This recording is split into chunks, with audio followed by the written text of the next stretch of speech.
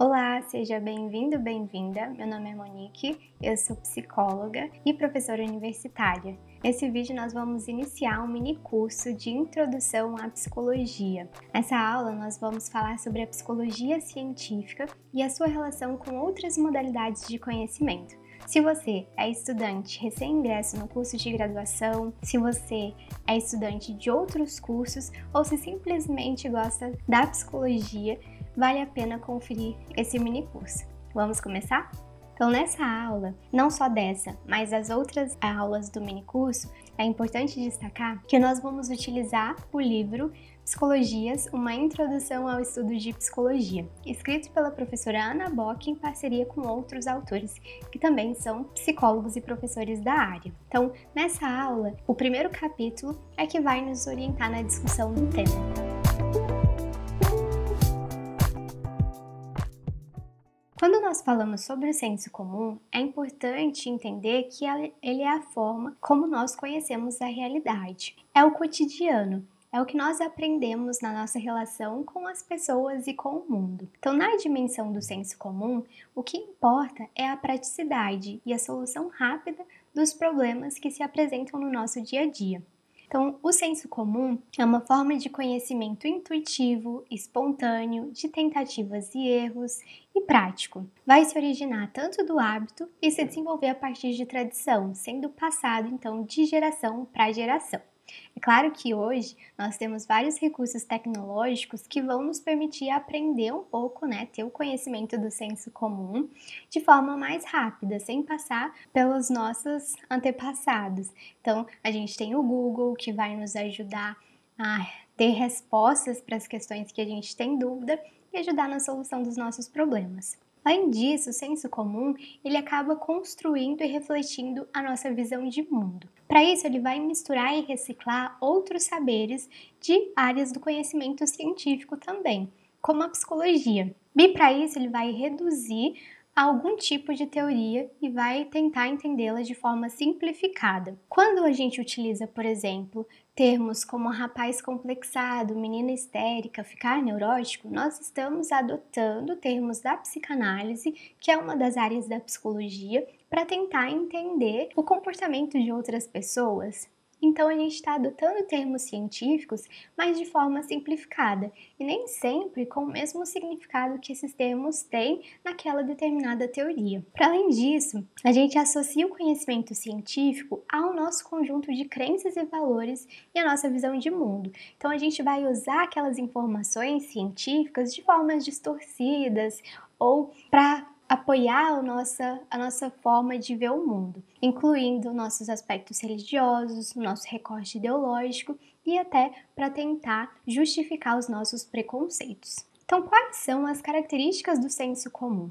É importante a gente destacar que o senso comum ele é subjetivo, ou seja, ele vai exprimir sentimentos e opiniões individuais e de grupos, variando então de uma pessoa para outra ou de um grupo para outro. É qualitativo, ou seja, as coisas são julgadas por nós a partir de aspectos qualitativos, de adjetivos. Então, nós qualificamos as coisas como grandes ou pequenas, doces ou azedas, pesadas ou leves, novas ou velhas. É também individualizador, ou seja, cada coisa ou fato vai aparecer como sendo algo singular.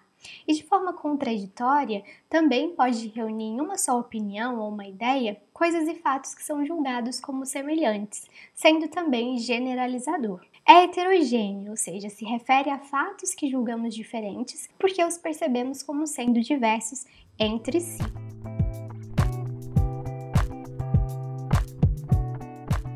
E o que nós podemos dizer sobre a ciência, então? Que é essa outra forma de também entender o mundo. Então, a ciência, ela vai se compor por um conjunto de conhecimentos sobre fatos ou aspectos da realidade, sendo expressos a partir de uma linguagem precisa e objetiva. Então, ao contrário do senso comum, a ciência, ela vai tentar entender aspectos ou a realidade de uma forma para a gente se despir dos nossos vieses, da nossa visão de mundo, sem levar as nossas crenças para essa relação com os fatos.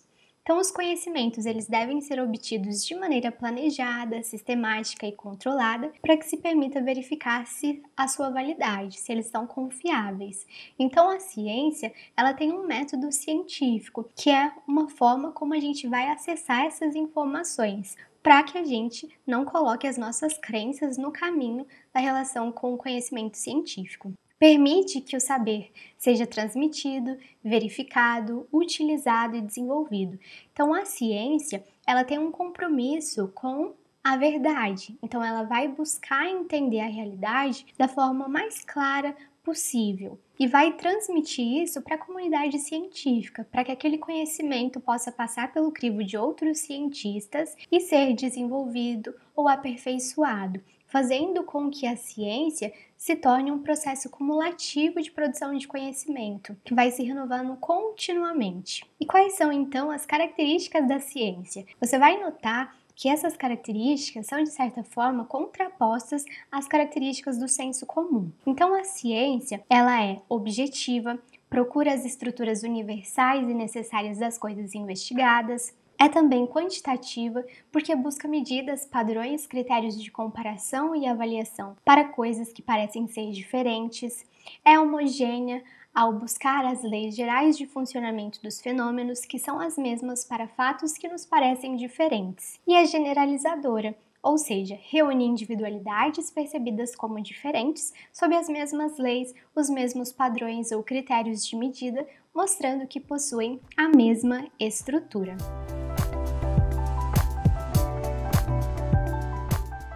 E o que nós podemos dizer sobre a psicologia científica, então?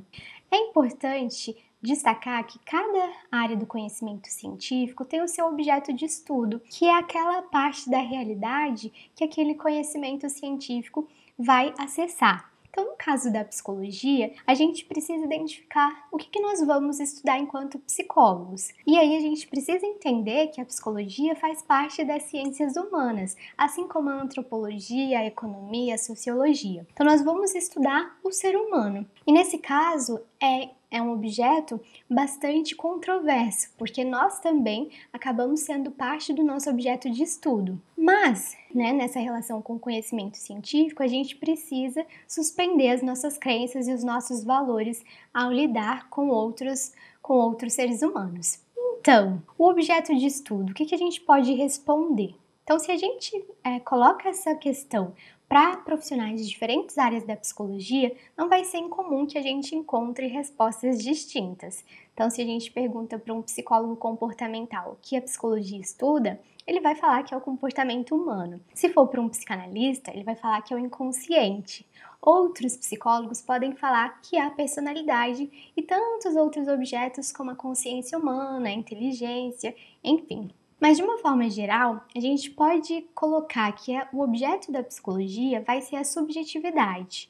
E aí os autores nos trazem que a subjetividade, ela se refere à nossa matéria-prima. É o ser humano em todas as suas expressões. As visíveis, como o comportamento, as invisíveis, como os processos psíquicos, as singulares, que é aquilo que nos torna quem somos, e as genéricas, aquilo que nos torna semelhantes. É o ser humano corpo, pensamento, afeto, ação e tudo isso que está contemplado então no termo subjetividade. E para finalizar a aula, eu não poderia deixar de sugerir um livro excelente escrito pelo professor Ronaldo Pilate da Universidade de Brasília, intitulado Ciência e Pseudociência, que vai nos responder, por que acreditamos apenas naquilo em que queremos acreditar. Com isso, nós encerramos a nossa primeira aula do minicurso de Introdução à Psicologia. Se você gostou dessa aula, deixe o seu curtir e seu comentário aqui nesse vídeo e não deixe de compartilhar com outros colegas que podem se beneficiar desse conhecimento também.